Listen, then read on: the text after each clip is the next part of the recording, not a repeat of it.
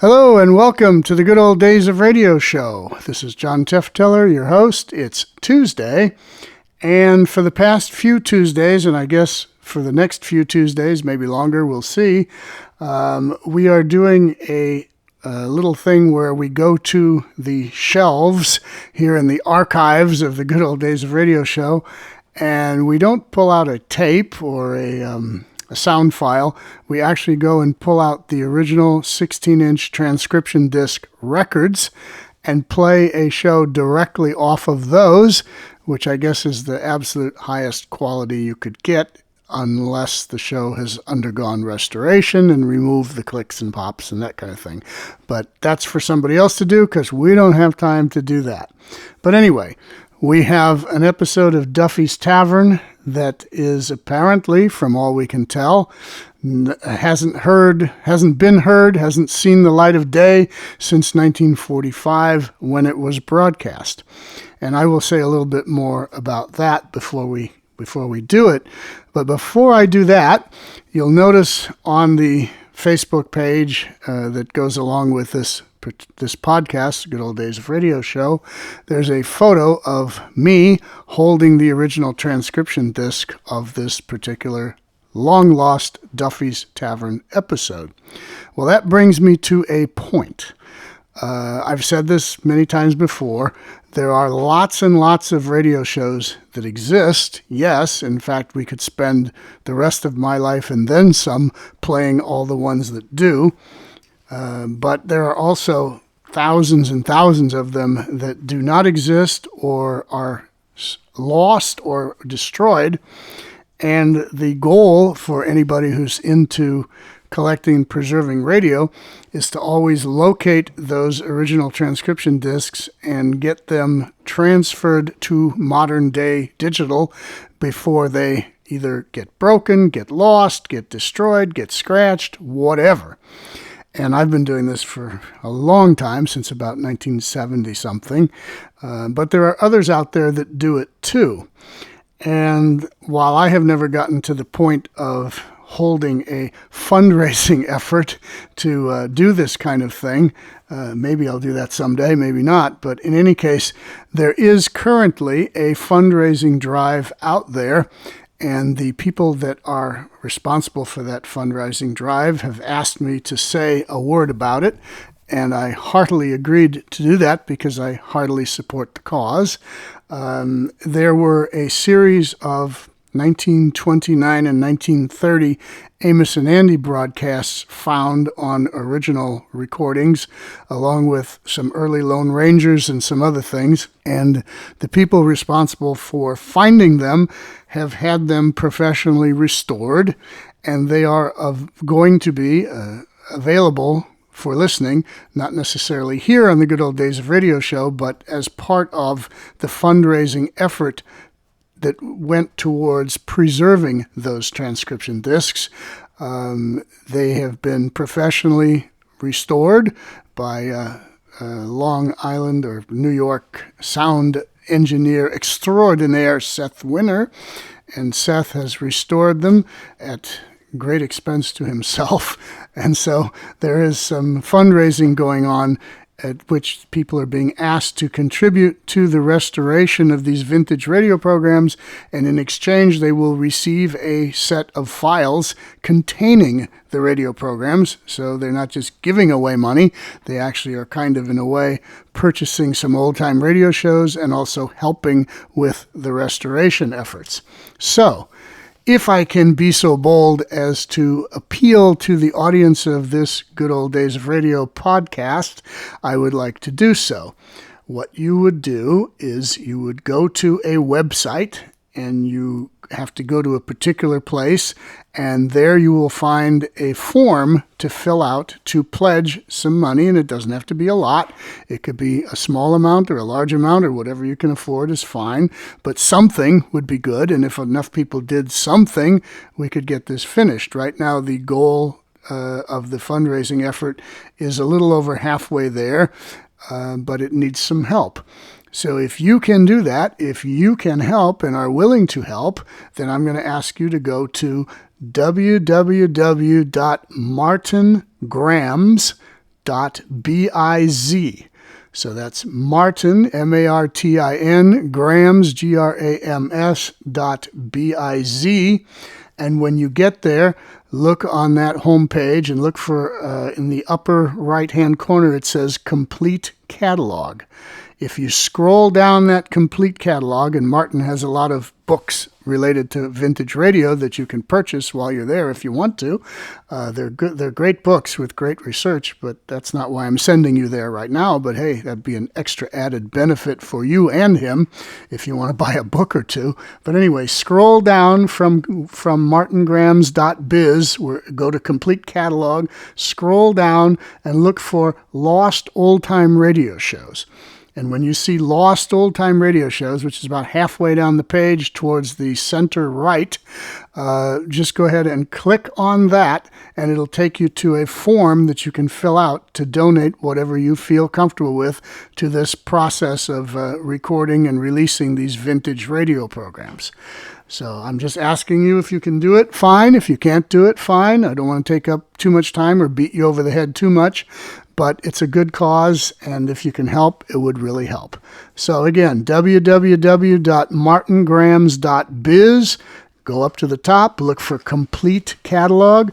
Click on that, scroll down, look for Lost Old-Time Radio Shows, click on that, and you can make a donation of whatever you feel like making, and you will register yourself to receive the radio programs once the fundraising goal is complete. If the fundraiser fails to meet the complete amount needed, then you won't be charged for your donation, it'll be returned to you, whatever. In any case, this is a legitimate site. Martin's a legitimate guy. And he's one of the good guys in old-time radio, so help him out, help us out if you can. All right, enough of that. Now, on to the good old days of radio show for today. We have one of those lost radio shows, as I said in the beginning. This one is not lost anymore. In fact, it's probably been sitting around my warehouse for quite a number of years, and I didn't even know it was a lost episode because I don't follow that type of thing too carefully, and I have far too many transcriptions to compare which ones are lost and which ones aren't. But anyway, since the focus for us is doing lost radio shows or direct from disc programs on Tuesdays for a while, this came up. This particular episode is from November 23rd, 1945. When you listen to this, I want you to think about and picture in your head the voice of Carol O'Connor as Archie Bunker on All in the Family. Most people are familiar with that. It's probably one of the most well-known comedy shows from the 1970s, and a really great program, actually. And from what we have been able to determine, Carol O'Connor based a lot of his ways of speaking and mannerisms on that show, growing up in the 40s, listening to Ed Gardner doing Archie, same name, see? A coincidence? I'm not so sure. Apparently Norman Lear has also verified that this is correct.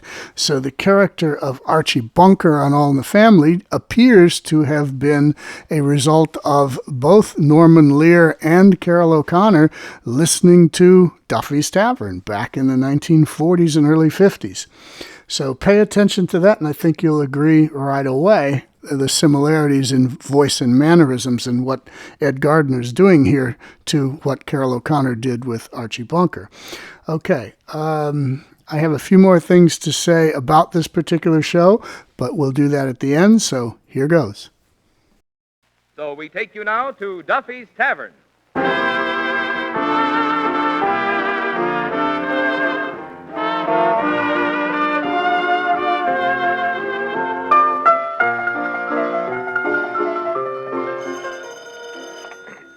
Hello, Duffy's Tavern, where the elite meet to eat. Archie, the manager, speaking. Duffy ain't here. Oh, hello, Duffy. The crowd here, let's see, 2, 4, 8, 12, 18. It's 18 hours since we had a customer.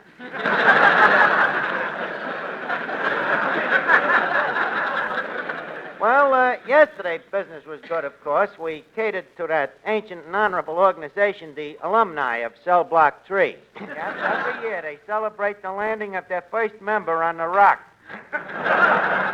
Oh, not Plymouth, Alcatraz.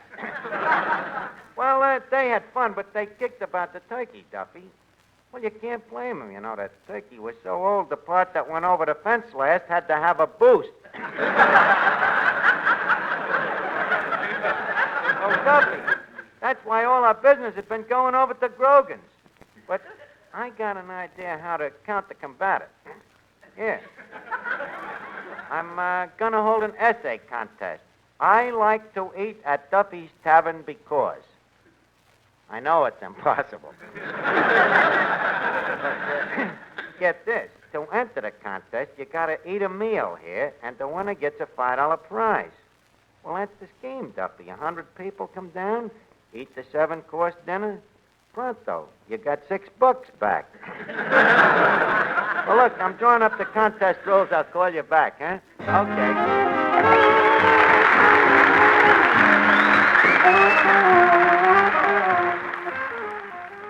Now, contest rule number 1. In order to be eligible, let's see, how would one spell eligible? E-L-L-A-Ella, J-I-B-B-U-L, Jibble.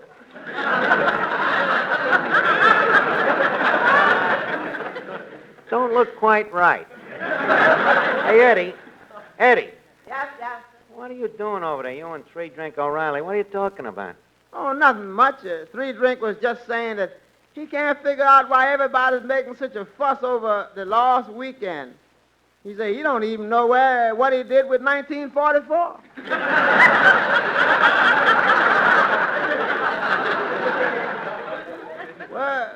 What's that you're writing there?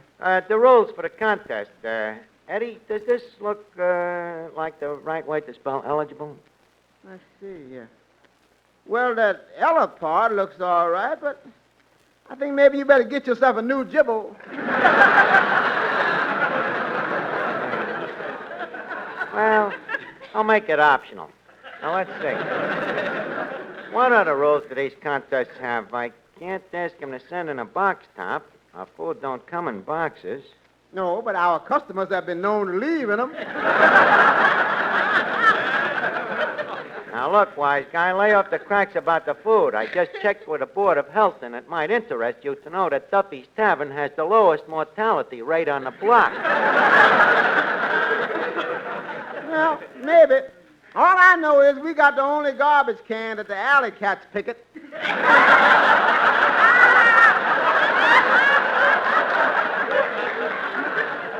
So what does an alley cat know about food? Nothing.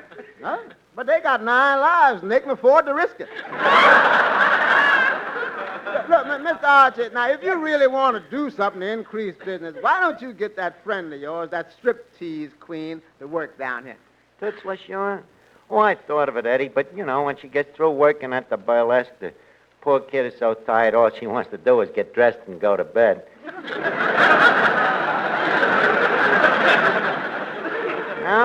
Nope, Eddie, what this place needs is a good slogan, you know. I like to eat at Duffy's Tavern because... Because with men who know their heartburn best, it's Duffy's tender one. I don't know. It just don't seem to have that commercial something, Eddie. How about, I like to eat at Duffy's Tavern because when you eat a meal at Duffy's, the food don't sputter, crackle, or pop. But you do.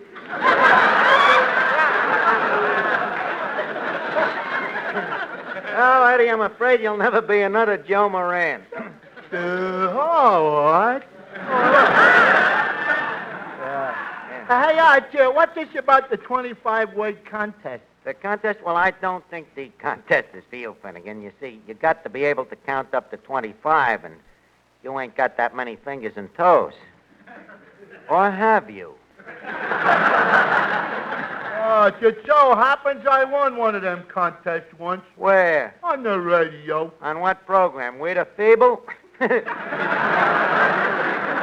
What did you win? What did I win? A whole case of toothpaste. Oh, yeah? What did you do with it? I used it up. It's good stuff, too. But, Arch, What? it'll never take the place of mayonnaise.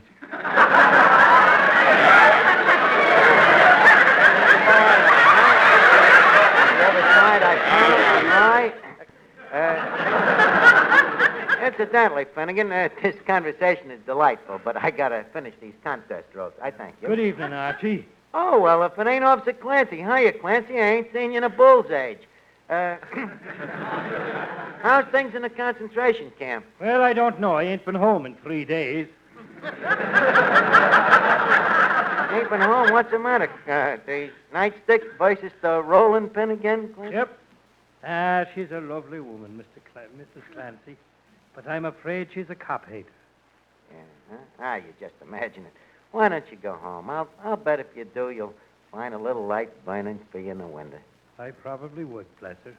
But only because she hates to fight in the dark. Well, Clancy, maybe it'd be better if you got your mind off of your wife. Now, we got a contest here where all you gotta do is write out 25 words and you win $5. 25 years she's been beating me over the head with a rolling pin. Forget it, Clancy. Remember the saying, time heals all wounds. Yeah, but she keeps making new ones. What's this contest? I like to eat at Duffy's Tavern because, and Clancy, the winner gets $5. You know, if you brought home an extra fin, it might not hurt your maritime relations. You know, Archie, maybe it's an idea. I'll see what I can think of. I like to eat at Duffy's Tavern because I hate to go home to me wife.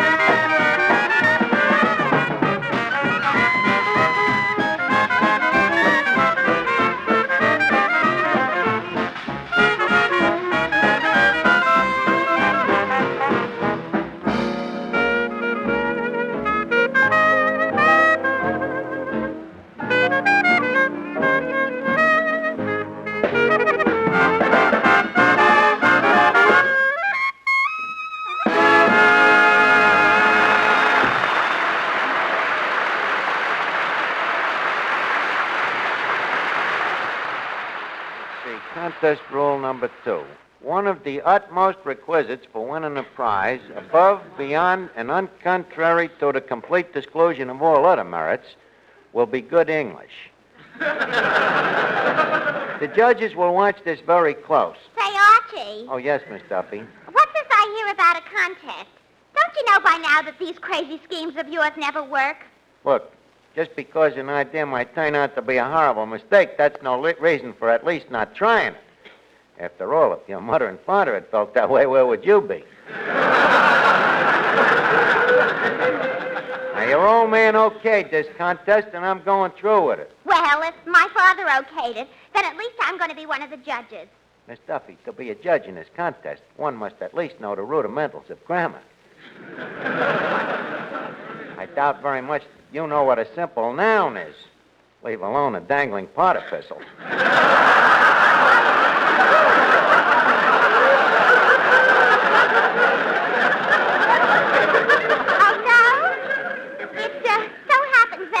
That a noun is a person, place, or thing. A what? I said a noun is a person, place, or thing. Well, make up your mind. Look who's talking. You know, what you don't know about grammar would make Daniel Webster turn over in his dictionary. Yeah, go jump in the lake.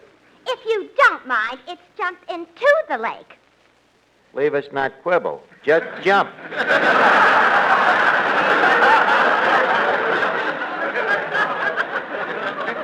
Look, Mr. Smarty, my father is certainly going to hear about how his own daughter is addressed in his own place of business. Ah, your father's bung starter. Ah, your mother's essay contest. A very weak rejoinder. Now, get out of here before I knock you down with an ad lib.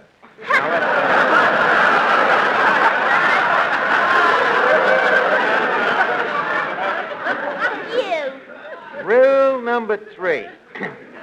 This contest is not open to employees of Duffy's Tavern. I wonder if that's good. Kind of hate to think of that 5 sweet simoleons going to a complete stranger. I wonder if... Hey, Eddie. Yes, sir? Eddie, a little bird just whispered in my ear that if I entered this contest under a phony name, maybe I could win the $5 myself. What do you think? I think that little bird is a dirty crook. What's crooked about it, Eddie? After all, it's up to the judge of the contest to decide who wins the $5. But you're going to be the judge. Well, then it's up to me to see that I don't cheat. The only thing is, you see, if you turn in 2 slogans, you might have trouble deciding between yourself. Well, I like both of them.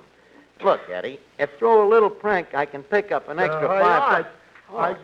Excuse me, man. Finnegan, maybe you can enter this contest after all. Oh, thanks, Arch. Yeah, I think maybe we can find somebody to ghostwrite the slogan for you. That's crazy, Arch. Where could you find a left-handed ghost? Look, you don't understand. I'm taking you into cahoots. You see, you and me split the prize money. I'll write the slogan, and you can submit it. Archie, this don't sound honest. All of a sudden, you're a prude. Back in our school days, it was all right for me to do your homework. Well, that was different, Arch. That way, all you could louse up was me education, but here there's $5 at stake.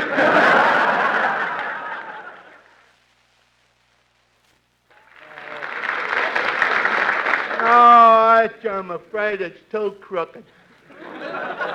Finnegan, don't forget, you could win 50% of the prize money. $5 is a lot of dough. Just a second. 50% of $5 ain't $5. It's, let me see, $2.50. How did you ever figure that out? That's very simple. Half of 5 is 4. Take away the 50, it leaves $2.50.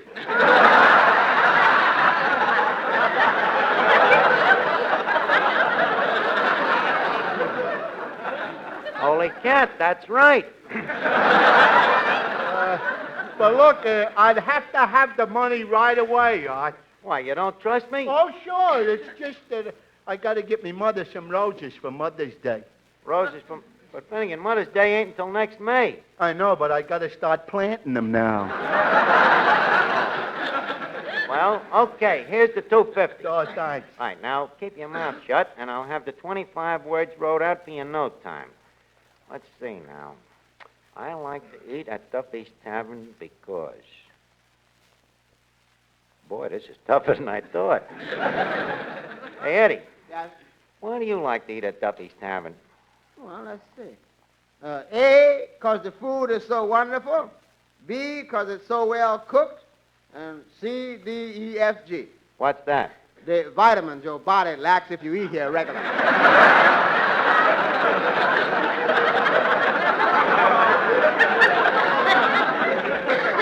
Wait a minute, Eddie. You just give me an idea. Let me write this down.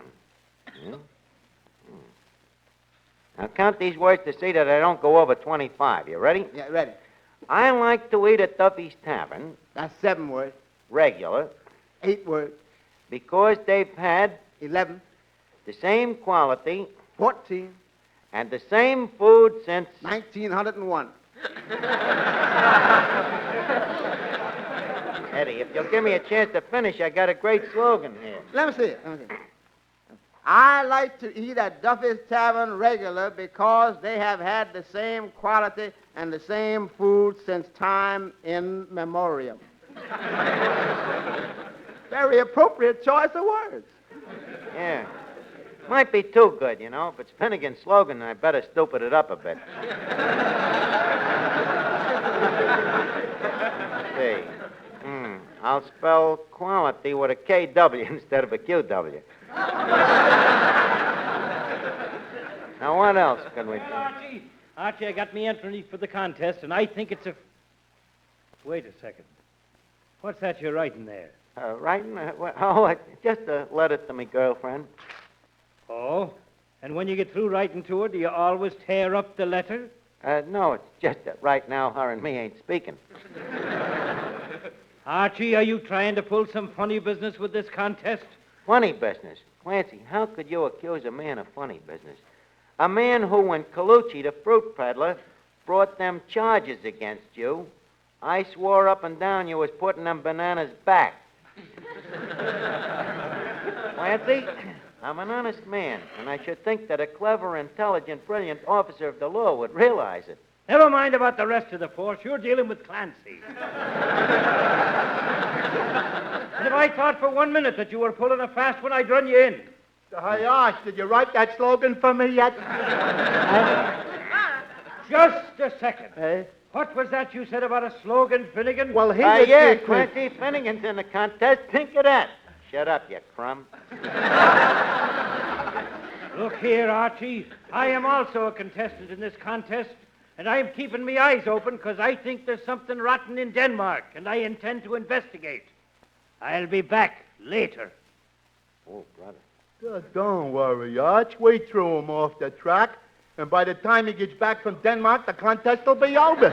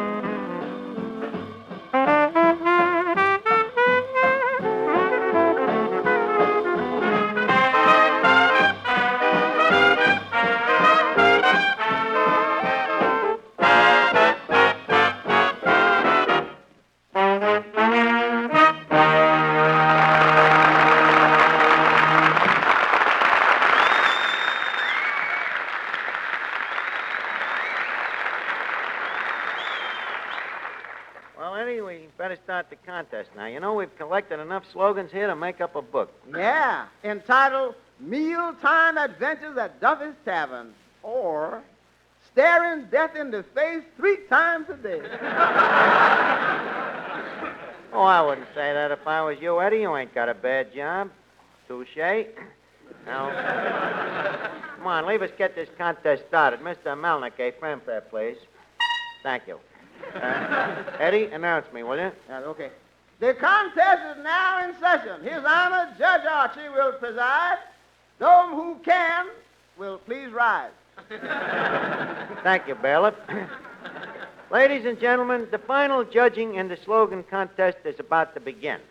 Now, a word about the contest. All entries become the property of Duffy's Tavern and must be postmarked not later than. In case of a tie, reasonable facsimiles will be awarded.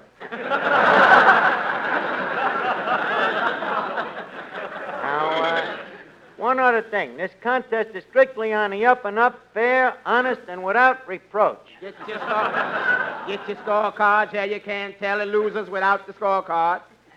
Would the heckler mind to go back to the kitchen and waltz a broom around? Now for the contest. The first slogan is that of Miss Stu Mulligan, housewife. She says, quote, I like to eat at Duffy's Tavern because I like to go with the crowd and 50,000 flies can't be wrong.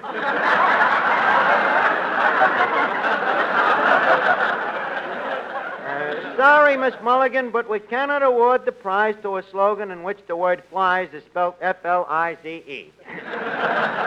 Better luck next time. Now for the next slogan. No signature here.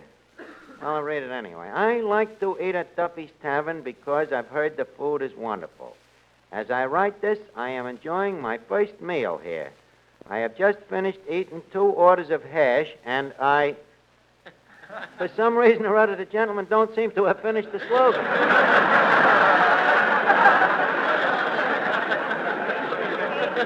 Hey, Eddie. Eddie, where did that one come from? Oh, that quiet gentleman over there. Well, leave us continue. Now for slogan number 3. And a very nice handwriting this one has. I'd like to eat at Duffy's Tavern because the food is so much like what I've been used to for the last 10 years, 6 months, and 3 days. Signed, number 72439. Well, sorry, 7, old man, but we automatically disqualify slogans mailed inside of a cake.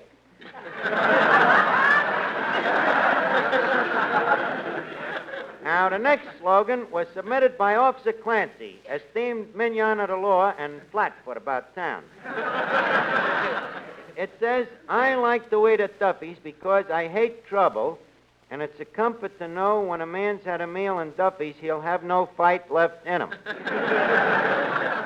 Archie, I'll take the $5 in singles, please. Just a minute, Clancy. You heard me say that one of the rules of the contest is grammar, didn't you? And what's wrong with mine? Well, first, you parsed the subjunctive in your first predicate. Second, you have an adjective modifying itself, which cancels out both of them. And worst of all, and this is something I never thought you'd be guilty of, officer, you neglected to split your infinitive. Archie, it's a lucky thing for you I didn't go to college, or I'm sure I'd had to club you over the head with me diploma. Hi, Judge, how about my letter? Oh, yes, Mr. Finnegan. Next, I read the entry of Clifton Finnegan, well-known illiterate and bon vivant. I like to eat at Duffy's Tavern regular because they've had the same quality of food since time in memoriam. Finnegan, this is a pleasant surprise. Yeah, it surprises me, too. Well, congratulations, folks. I am happy to announce that the winner of the first prize is Clifton Finnegan. And that ends the contest. Archie, What is it, Clancy? I didn't see you giving him the $5. Well, Clancy, you see, I only got big bills. Quit stalling now. Finnegan won the prize. Now give him the money. Just a second, Clancy. Archie ain't trying to gyp me. I got my half of the $5 even before he wrote me slogan. Archie, would you like to go with me quietly, or would you rather extend me the privilege of beating you over the head with a blackjack? Well, that all depends. On what? On whether you're talking to me as Clancy the cop or as Clancy, the winner of the $5 in our slogan contest. You mean I have won $5? Perforce. Clancy, congratulations on winning a fine, honest, square contest. Hey, Arch, wait a minute. Ah, your mother's mustache.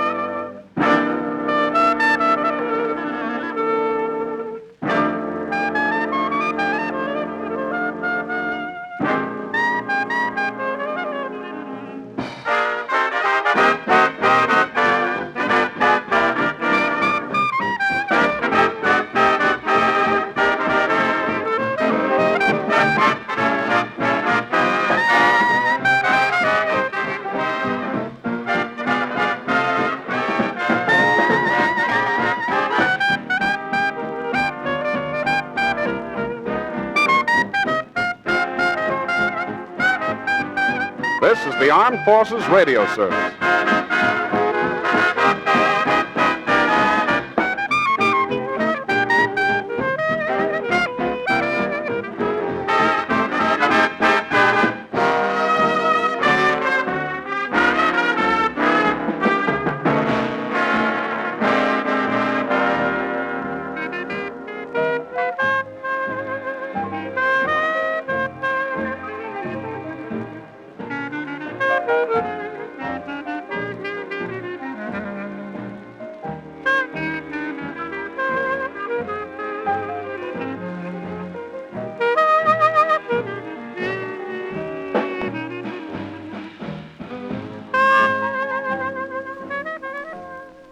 All right, there we go. The missing or lost episode of Duffy's Tavern from November 23rd, 1945. That was the Armed Forces Radio Service version. That's the only version known to survive. I don't believe there is a network version anywhere, and until now, no AFRS version either.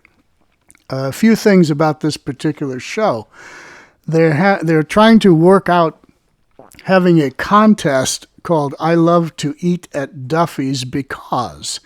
Now, I don't know that this is 100% accurate, but there was going on around that same time in 1945 on the Jack Benny Show a contest called I Can't Stand Jack Benny Because.